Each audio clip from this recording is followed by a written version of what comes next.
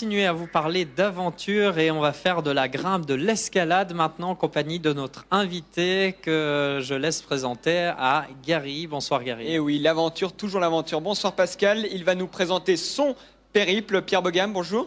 Bonjour. Alors vous êtes français mais établi à Genève depuis 2 ans.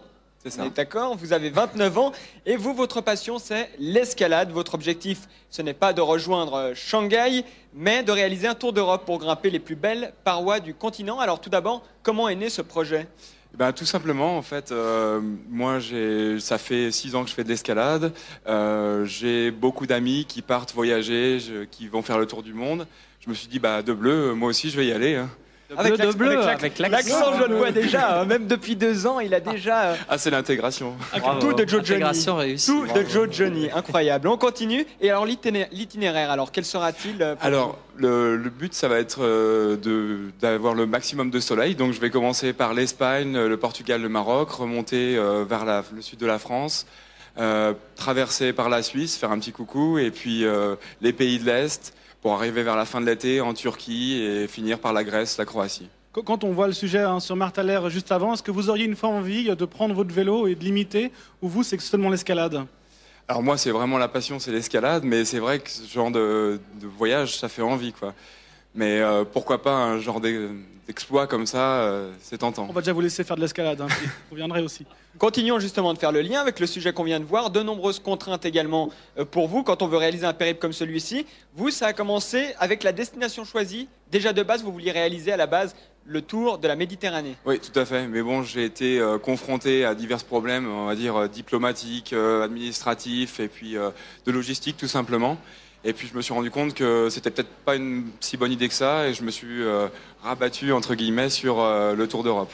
Alors l'air du temps nous oblige un peu à respecter l'environnement. Vous pouvez passer un message clair et précis via des voyages comme celui-ci ?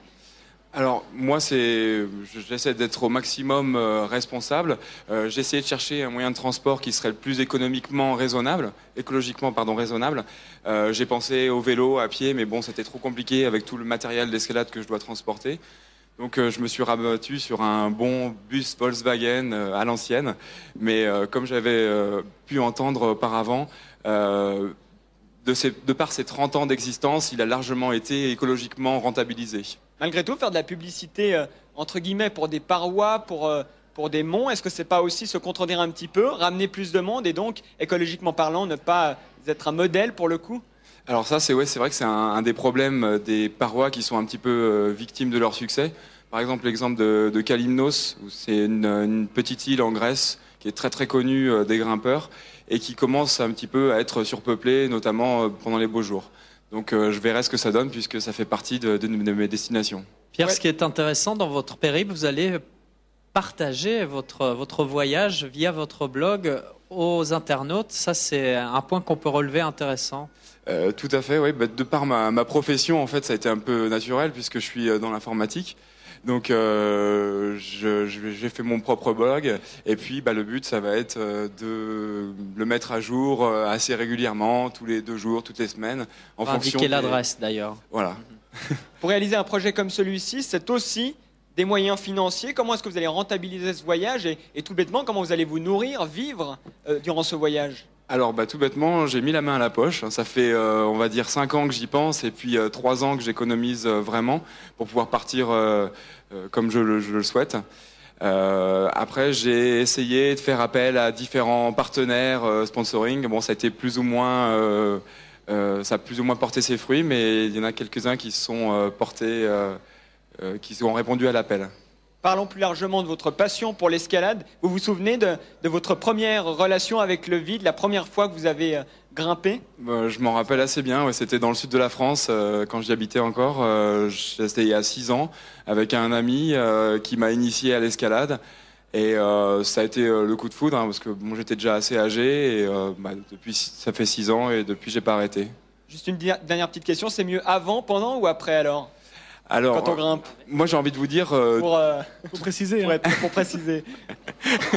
Tout est bon, j'ai envie de dire. L'esprit mal tourné, vous voyez. Hein.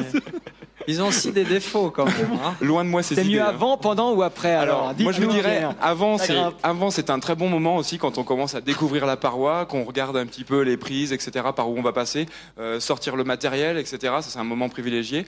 Pendant forcément, là, parce que ça dure peut-être 5 minutes et puis en fait on a l'impression dans sa tête c'était pendant 10 secondes. Et puis après, quand on va partager une bonne bière avec ses amis grimpeurs, c'est aussi un très bon moment. Eh bien écoutez, on vous souhaite bonne chance. Peut-être juste un petit mot, le périple, en combien de temps peut-être vous comptez le réaliser en combien de temps Alors c'est prévu en 8 mois. Et puis vous pourrez suivre mes aventures donc, sur euroc-climbing.com. Donc je mettrai ça à jour régulièrement. Voilà. Ah, dans Merci 8 mois beaucoup. alors. Merci Merci à beaucoup vous. Pierre, merci Gary. On vous souhaite un bon périple en escalade et puis on pourra vous suivre donc sur internet, sur votre blog. Un petit dernier mot pour vous dire que le sport ado de mercredi à 19h45 pendant la pause du conseil municipal est consacré au curling. C'est vous Hervé qui allez réaliser ce sujet. Je vais m'en charger. L'équipe junior du Curling Club de Genève se prépare au championnat du monde. Alors ne ratez pas le sujet sur leur match de demain mardi. Voilà, et pour terminer cette émission, j'aimerais faire une petite surprise à notre stagiaire Juliana. Viens Juliana, je vais la faire venir. Il faut savoir qu'elle est là en observation pendant une semaine. Elle s'intéresse aux journalistes. Donc voilà, tu vas saluer les téléspectateurs et tu leur dis bonne soirée. Allez. Salut et une bonne soirée. Merci beaucoup Juliana. Merci à vous de nous avoir suivis et à très bientôt. C'est l'école des fans. Voilà, au revoir. À bientôt.